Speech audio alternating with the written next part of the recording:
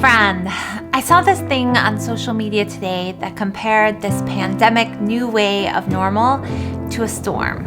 I get that analogy in the sense that most days it feels like we're all kind of along for the ride.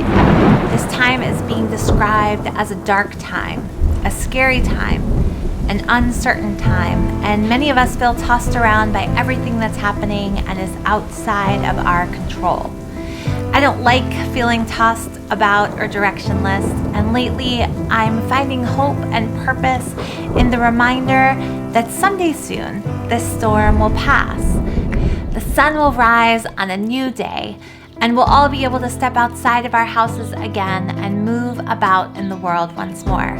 I'm processing, though, what I can do now to ensure that when that day comes, the best part of our world and our communities are intact, that our small businesses are thriving, our neighborhoods are flourishing, our most vulnerable neighbors are protected and cared for. I'm taking cues from some local world changers that I know to find ways that even in this dark time, we can find and share light with each other. One person who's doing that in a big way is our friend Kaden and his Jedi team at Rebel Cause.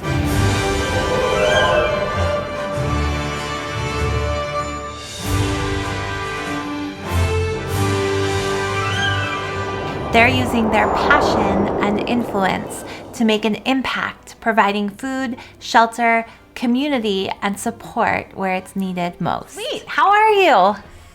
I'm great. How are you doing? I'm doing well. I'm so excited that we were able to make this happen. Can you talk to me a little bit about Rebel Cause and how you kind of got started? So Rebel Cause is a group of Star Wars fans dedicated to uniting the fandom and doing good in our community.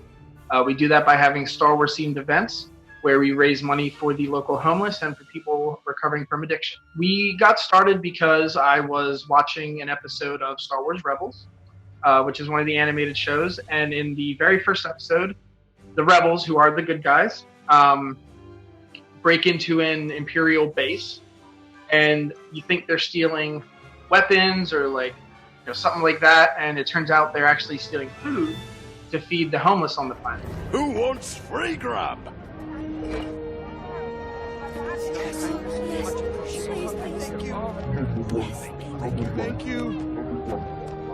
Thank you. Thank you so much. It really inspired me, and I was like, man, that would be really cool if someone could do something like that, like in the real world. And I was like, well, let's just try. Let's see what happens. And almost 5 years later now, here we are.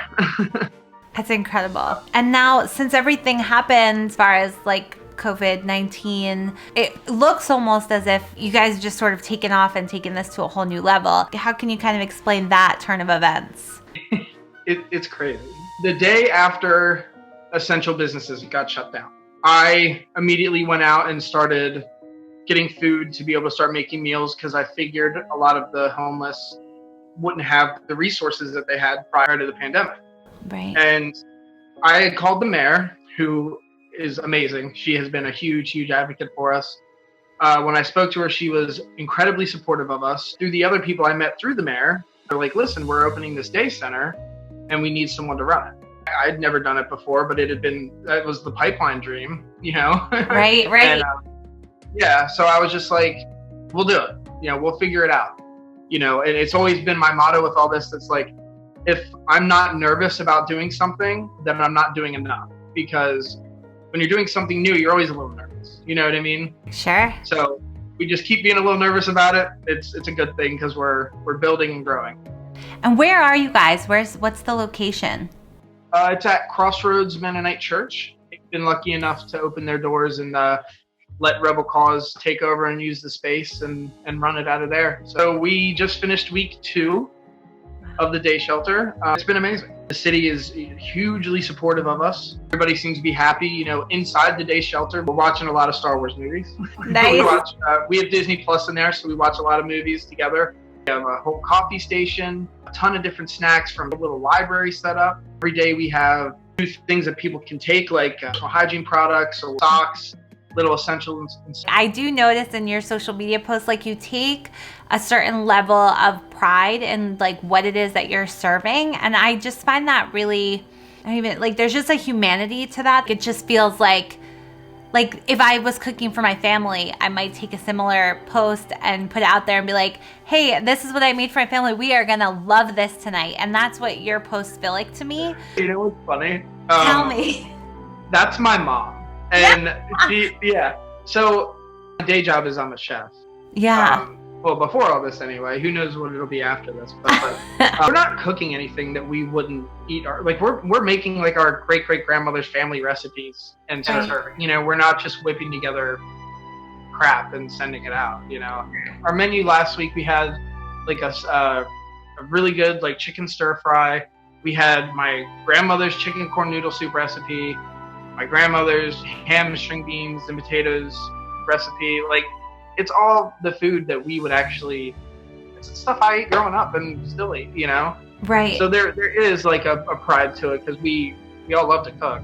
They all tell us that our meals are their favorite meals they get because they're like, you're the best thing. I almost cried when he said it too. But he was like, this one guy who is one of my really awesome friends I've met through this, and he is a homeless guy. He was like, you guys aren't just serving food, you're serving us love and dignity. You know, and that was really powerful and really makes us all fight even a little harder to make sure, like, oh, we're not just throwing something together today. You know, we are putting love into it, making things from scratch, and that kind of thing. It shows. Like, I definitely notice food's probably one of my top love languages, if that's even a thing. I'm making it a thing. So I definitely, you can just see it. You can just sense it. It just radiates out of what you guys are doing. And I saw this thing today talking about how everyone's saying we're all in the same boat, we're all in this together, when the truth of the matter is that we might all be in the same storm, but everybody's boat looks really different, and how we're kind of weathering that storm and the privilege that we have really affects how we're weathering that storm. And there's definitely a need for those of us who have more to be looking out for people whose, you know, ship is not as seaworthy in this moment, to like stick with that metaphor. It feels like that's what you guys are doing. It's so powerful. In what ways can people that are watching this and learning about you maybe for the first time, like how can people get involved? What do you need? What are some ways that people can help? First and foremost, spreading the word about Rebel Cause and what we're doing is crazy helpful. Our Facebook page has gotten so much attention through this, and it's been great because the more people have eyes on our page, the more we can help. Because then through that, people can donate, whether it's food, clothing. Monetary is always awesome because that whatever specific need is that day or whatever it is. If people want to get a hold of us to donate, you can find us on Facebook at Rebel Cause Lancaster, Instagram at Rebel Cause Lancaster, or our website, rebelcauselancaster.com. There is a donate button on the Rebel Cause Lancaster page. You can honestly give the Rebel Cause phone a call. Our number is 717-696-2163, and you'll all pick up. That's me. So. That's awesome. That's incredible. How are you holding up? What are you doing to kind of take care of yourself, to make sure that like you're restored and in a good way so that you can keep doing this important work? First and foremost, it's my amazing team. We have an incredible team of people here at Rebel Cause, and I don't know what I would do without them. And they're volunteering their time. You know, we're a nonprofit organization. I can't pay anybody. We're almost 2 months into this now. I had a couple days off, but I'm not really tired. It sounds crazy, but this is so energizing. We've all been saying, you know, this is the force. You know, the force is keeping us going and all that, and super dorky but you know, we've all kind of felt it, honestly, and it's been pretty incredible that this force for good has just driven us. I love it. The force is so strong with you. I think it's so powerful, such a light in a dark time. You're definitely making the most of your wild and precious now. All right, my friend, may the force be with you. May the force be with you. Bye. You can add your force to the Rebel Cause by donating time, supplies, or funds through the links in our description and our bio. Wherever you are, I hope you're finding light and bringing light in dark times as part of making the most of your one wild and precious now.